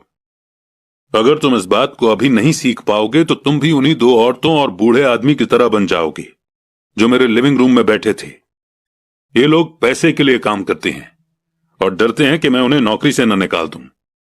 या तुम अपने डैडी की तरह बन जाओगे जो पैसा तो बहुत कमाते हैं पर गले तक कर्ज में डूबे रहते हैं। शायद उन्हें यह उम्मीद रहती है कि ज्यादा पैसे से उनकी समस्या सुलझ जाएगी। अगर तुम यही चाहते हो तो मैं एक बार फिर 10 सेंट के अपने पुराने वादे पर लौटने के लिए तैयार हूं। या तुम वो कर सकते हो जो ज्यादातर लोग करते हैं, इस बारे में शिकायत करो कि सैलरी बहुत कम है और तुम ये नौकरी छोड़कर दूसरी नौकरी की तलाश शुरू कर दो। मेरी समझ में नहीं आ रहा है कि मैं क्या करूं, मैंने पूछा। अमीर डैडी ने अपने सिर पर उंगली रखी। इसका इस्तेमाल करो। अगर तुम इसका सही इस्तेमाल करोगे तो तुम मुझे जल्द ही इस बात के लिए धन्यवाद दोगे कि मैंने तुम्हें मौका दिया और एक दिन तुम बहुत अमीर आदमी बन जाओगे। मैं वहां यह सोचते हुए खड़ा था कि मुझे कितना घटिया ऑप्शन दिया जा रहा है। मैं यहां अपनी सैलरी बढ़वाने आया था और अब मुझे मुफ्त में काम करने के लिए कहा जा रहा है। अमीर डैडी ने एक बार फिर अपनी उंगली को सिर पर रखा और कहा कि इसका इस्तेमाल करो। अब यहां से जाओ और अपने काम में जुट जाओ। तो सबक 1, अमीर लोग पैसे के लिए काम नहीं करते। मैंने अपने गरीब डैडी को यह नहीं बताया कि अब मैं मुफ्त में काम कर रहा हूं। उन्हें यह समझ में नहीं आता। मैं उन्हें इसकी वजह ठीक से इसलिए नहीं समझा सकता था क्योंकि मैं खुद भी इसे ठीक से नहीं समझ पाया था। अगले 3 हफ्ते माइक और मैं 3 घंटे तक हर शनिवार को काम करते रहे, मुफ्त में। काम बहुत परेशानी वाला नहीं था और वक्त गुजरने के साथ साथ ये ज्यादा आसान होता जा रहा था। मुझे अफसोस था तो बस अपने छूटे हुए बेसबॉल गेम्स और कॉमिक्स का। अब मैं उनका मजा नहीं ले सकता था। तीसरे हफ्ते दोपहर में अमीर डैडी आए। हमने उनके ट्रक के पार्किंग में आने की आवाज सुनी। वे स्टोर में घुसे और उन्होंने मिसेस मार्टिन को गले लगाकर हेलो कहा। स्टोर में क्या चल रहा है यह जानने के बाद वे आइसक्रीम फ्रीजर के पास गए। उसमें से 2 आइसक्रीम निकाली, उनका दाम चुकाया और इसके बाद मेरी और माइक की तरफ इशारा करके कहा, चलो घूमने चलते हैं। हम सड़क के पार गए, कुछ कारों को चकमा दिया और एक बड़े घास के मैदान में टहलने लगे जहां कुछ बड़े लोग सॉफ्टबॉल खेल रहे थे। दूर की पिकनिक टेबल पर बैठकर उन्होंने माइक और मुझे आइसक्रीम दी। कैसा चल रहा है? बढ़िया, माइक ने कहा। मैंने सहमति में सिर हिलाया। कुछ और सीखा? अमीर डैडी ने पूछा। माइक और मैंने एक दूसरे की तरफ देखा, अपने कंधे उचकाए और अपने सिर को नामे एक साथ हिलाया। और अब जो हम सबक सीखने वाले थे वो ये था, जिंदगी के सबसे बड़े जाल से बचना। अच्छा यह होगा कि तुम बचपन से ही यह सोचना शुरू कर दो। तुम अब जिंदगी के सबसे बड़े सबक को देख रहे हो। अगर तुम इस सबक को सीख लेते हो तो तुम बहुत ज्यादा आजादी और सुरक्षा भरी जिंदगी का सुख ले सकते हो। अगर तुम ये सबक नहीं सीख पाते हो तो तुम भी मिसेस मार्टिन और इस पार्क में खेल रहे ज्यादातर लोगों की तरह ही बन जाओगे। वे बहुत ज्यादा मेहनत करते हैं पर उसके बदले में उन्हें बहुत कम पैसे मिलते हैं। वे नौकरी की सुरक्षा के मोह में फंसे रहते हैं। हर साल मिलने वाली 3 हफ्ते की छुट्टियों और 45 साल तक काम करते रहने के बाद मिलने वाली थोड़ी सी पेंशन का सपना देखते रहते हैं। अगर इस तरह की जिंदगी जीने में तुम्हें सुख मिलता है तो मैं तुम्हारी सैलरी बढ़ाकर 25 सेंट हर घंटा कर सकता हूं। पर ये लोग अच्छे लोग हैं और मेहनती भी हैं, फिर आप उनका मजाक क्यों उड़ा रहे हैं? मैंने पूछा। अमीर डैडी के चेहरे पर मुस्कान आ गई। मिसेस मार्टिन मेरे लिए मेरी मां जैसी हैं। मैं इतना कठोर नहीं हो सकता कि उनका मजाक उड़ाऊं। ये कठोर लगता जरूर है क्योंकि मैं तुम दोनों के सामने सिचुएशन साफ करना चाहता हूं, और वो भी आसान शब्दों में। मैं तुम्हारे नजरिए को बड़ा करना चाहता हूं ताकि तुम कुछ आगे भी देख सको, दूर तक देख सको। ज्यादातर लोगों को आगे देखने का फायदा कई बार सिर्फ इसलिए नहीं मिलता क्योंकि उनके देखने का दायरा बहुत छोटा होता है। ज्यादातर लोग जिस जाल में फंसे हुए हैं वे उसे देख ही नहीं पाते। माइक और मैं वहां पर सोचते हुए बैठे रहे क्योंकि हम उनकी बातों का मतलब पूरी तरह से नहीं समझ सके थे। उनकी बातें सुनने में कठोर और कड़वी लग रही थी, पर हम ये भी जानते थे कि वे हमें कुछ सिखाने की काफी कोशिश कर रहे थे। मुस्कुराहट के साथ अमीर डैडी ने कहा, क्या 25 सेंट हर घंटे का ऑफर अच्छा नहीं लगा? क्या इससे दिल की धड़कन तेज नहीं हुई? मैंने अपना सिर ना में हिलाया, जबकि असल में ऐसा ही हुआ था। 1 घंटे काम के बदले 25 सेंट मेरे हिसाब से बहुत बढ़िया सौदा था। अच्छा, मैं तुम्हें 1 घंटे के $1 दूंगा, अमीर डैडी ने शरारत भरी मुस्कान के साथ कहा। अब मेरा दिल तूफान मेल की तरह दौड़ रहा था। मेरा दिमाग चीख चीख कर कह रहा था कि इनकी बात मान लो, मान लो। मुझे अपने कानों पर भरोसा नहीं हो रहा था, पर फिर भी मैं चुप रहा। अच्छा, $2 हर घंटे के? मुझे ऐसा लगा जैसे मेरे छोटे से 9 साल के पुराने दिमाग में किसी ने बम फोड़ दिया हो। 1956 में $2 हर घंटे की कमाई मुझे दुनिया का सबसे अमीर बच्चा बना देती। मैं इतना सारा पैसा कमाने की कल्पना भी नहीं कर सकता था। मैं हां कहना चाहता था। मैं सौदा पक्का करना चाहता था। मुझे नई साइकिल दिख रही थी, नए बेसबॉल के ग्लव्स दिख रहे थे। मेरे पास कड़क नोट देखकर मेरे दोस्तों की जलन और तारीफ भी मुझे साफ दिख रही थी। सबसे बड़ी बात तो यह थी कि जिम्मी और उसके अमीर दोस्त मुझे फिर कभी गरीब नहीं कह सकते थे। पर किसी वजह से मैं खामोश खड़ा रहा। हो सकता है कि मेरे दिमाग में गर्मी बढ़ जाने से उसका फ्यूज उड़ गया हो, पर मन ही मन मैं $2 हर घंटे का ऑफर मानने के लिए बेताब था। आइसक्रीम पिघल चुकी थी और मेरे हाथ पर बह रही थी। आइसक्रीम की डंडी खाली थी और इसके नीचे वेनिला और चॉकलेट के टुकड़े थे जिसके मजे चींटियां ले रही थी। अमीर डैडी हम दोनों बच्चों को देख रहे थे जो आंखें फाड़कर और खाली दिमाग से उन्हें घूर रहे थे। उन्हें मालूम था कि वे हमारा टेस्ट ले रहे हैं, और वे ये भी जानते थे कि हमारे दिल का एक कोना उस ऑफर को मानने के लिए बेताब हो रहा होगा। वो जानते थे कि हर इंसान की आत्मा का एक हिस्सा कमजोर और जरूरतमंद होता है जिसे खरीदा जा सकता है, और वो ये भी जानते थे कि हर इंसान की आत्मा का एक हिस्सा मजबूत और पक्के इरादों वाला होता है जिसे कभी नहीं खरीदा जा सकता। असली सवाल यह था कि इनमें से कौन सा हिस्सा ज्यादा ताकतवर है। उन्होंने अपनी जिंदगी में हजारों लोगों की परीक्षा ली थी। जब वे नौकरी मांगने के लिए आए लोगों का इंटरव्यू लेते थे तो वे हर बार आत्माओं की परीक्षा लेते थे। अच्छा, $5 हर घंटे? अचानक मेरे अंदर शांति छा गई। कुछ था जो बदल गया था। ऑफर बहुत ही बड़ा था और मूर्खता से भरा लग रहा था। 1956 में गिने चुने लोगों को $5 हर घंटे से ज्यादा मिलता होगा। लालच खत्म हो गया था और इसकी जगह शांति ने ले ली थी। धीमे से मैं अपनी बाईं तरफ खड़े माइक की तरफ मुड़ा। उसने भी मेरी तरफ देखा। मेरी आत्मा का जो हिस्सा कमजोर और जरूरतमंद था वो खामोश हो चुका था। मेरा वो हिस्सा जिसे खरीदा नहीं जा सकता था वो आगे आ चुका था। मेरे दिमाग और आत्मा में पैसे को लेकर हुई इस जंग में शांति और विश्वास जीत चुके थे। मैं जानता था कि माइक भी उसी बिंदु पर पहुंच चुका होगा। अच्छा, ज्यादातर लोगों की एक कीमत होती है, और उनकी कीमत इसलिए होती है क्योंकि हम सभी में 2 भावनाएं होती हैं, डर और लालच।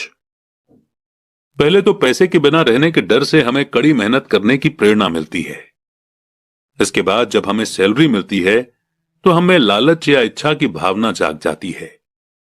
पैसा होने पर हम उन बढ़िया चीजों के बारे में सोचने पर मजबूर हो जाते हैं जो उस पैसे से खरीदी जा सकती हैं। इस तरह हमारी जिंदगी का एक पैटर्न बन जाता है। किस तरह का पैटर्न? मैंने पूछा। सुबह जागने, काम पर जाने, खर्च करने, सुबह जागने, काम पर जाने, खर्च करने। लोगों की जिंदगी हमेशा डर और लालच इन्हीं दो भावनाओं से चलती है। उन्हें अगर ज्यादा पैसा दे भी दें तो वे इस पैटर्न पर चलकर अपना खर्च बढ़ा लेंगे।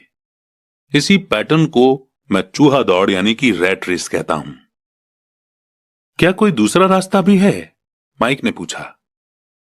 हां, अमीर डैडी ने धीमे से कहा, पर इसे बहुत कम लोग खोज पाते हैं। और वो रास्ता क्या है? माइक ने पूछा। उसी रास्ते को तुम लोग काम करते हुए और मेरे साथ सीखते हुए खोज लोगे। मैं यही उम्मीद करता हूं। इसी कारण मैंने तुम्हें पैसे देना बंद कर दिया है। पर इस बारे में कोई हिंट तो दीजिए, माइक ने कहा। हम लोग मेहनत से काम करते करते थक चुके हैं, खासकर तब जब इसके बदले में हमें कुछ नहीं मिल रहा है। पहला कदम तो यह है कि तुम लोग सच बोलो, अमीर डैडी ने कहा। हम लोग झूठ नहीं बोल रहे हैं, मैंने कहा। मैंने कब कहा कि तुम लोग झूठ बोल रहे हो? मैं तो यह कह रहा हूं कि सच्ची बात कह देनी चाहिए, अमीर डैडी ने जवाब दिया। किस बारे में? मैंने पूछा। इस बारे में कि तुम लोगों को कैसा लग रहा है। तुम्हें यह किसी और से कहने की जरूरत नहीं है, सिर्फ अपने आप से सच बोलो। आपके कहने का मतलब यह है कि इस पार्क में मौजूद आपके लिए काम करने वाले लोग, मिसेस मार्टिन, ये सब लोग ऐसा नहीं करते। मुझे ऐसा ही लगता है। इसके बजाय उन्हें हमेशा पैसा नहीं होने का डर सताता रहता है। उस डर का सामना करने के बजाय, सोचने के बजाय, ये लोग सिर्फ रिएक्ट करते रहते हैं। इस दौरान वे दिल से काम लेते हैं, दिमाग से नहीं। अमीर डैडी ने अपने सिर पर उंगली ठोकते हुए कहा। फिर उनके हाथ में कुछ पैसे आ जाते हैं और उनमें खुशी, इच्छा और लालच की भावनाएं जाग जाती हैं। और एक बार फिर वे दिमाग से सोचने के बजाय दिल से काम करने लगते हैं। तो वे दिल से यानी अपनी भावनाओं से सोचते हैं, माइक ने कहा। बिल्कुल ठीक। वे इस बारे में सच नहीं बताते कि उन्हें कैसा लग रहा है। वे अपनी भावना से काम करते हैं और दिमाग से सोचने का कष्ट नहीं उठाते। उन्हें डर लगता है कि वे नौकरी करने जाते हैं और आशा करते हैं कि ज्यादा पैसा आने से उनका डर दूर हो जाएगा, पर ऐसा नहीं होता है। वही पुराना डर उन्हें फिर से सताने लगता है। वे फिर से नौकरी करने जाते हैं और फिर आशा करते हैं कि पैसा उनके डर को कम कर देगा, पर ऐसा नहीं होता। डर के कारण ही वे नौकरी के जाल में फंसे रहते हैं। पैसा कमाते हैं, काम करते हैं, पैसा कमाते हैं और आशा करते हैं कि डर से उनका पीछा छूट जाएगा। पर हर रोज जब वे उठते हैं तो उनका पुराना डर भी उनके साथ उठता है। वही पुराना डर करोड़ों लोगों को रात भर जगाता है और उनकी रात बहुत चिंता और परेशानी में गुजरती है। इसलिए वो उठते हैं, काम पर जाते हैं और यह आशा करते हैं कि सैलरी के चेक से उनके दिल को कुतरने वाले इस डर को वे मौत के घाट उतार देंगे। सच बात तो यह है कि पैसा उनकी जिंदगी को चला रहा है, पर वे इस बारे में कभी सच नहीं बोलते हैं। पैसे ने उनकी भावनाओं पर कब्जा कर लिया है और उनकी आत्माओं पर भी। ये कहकर अमीर डैडी खामोश हो गए ताकि उनके शब्दों में छुपा संदेश हमारे अंदर चला जाए। माइक और मैंने उनकी बातें सुनी थीं, पर हम उनका मतलब पूरी तरह से नहीं समझ पाए थे। मुझे अक्सर यह हैरानी होती थी कि लोगों को ऑफिस जाने की इतनी जल्दी क्यों होती है।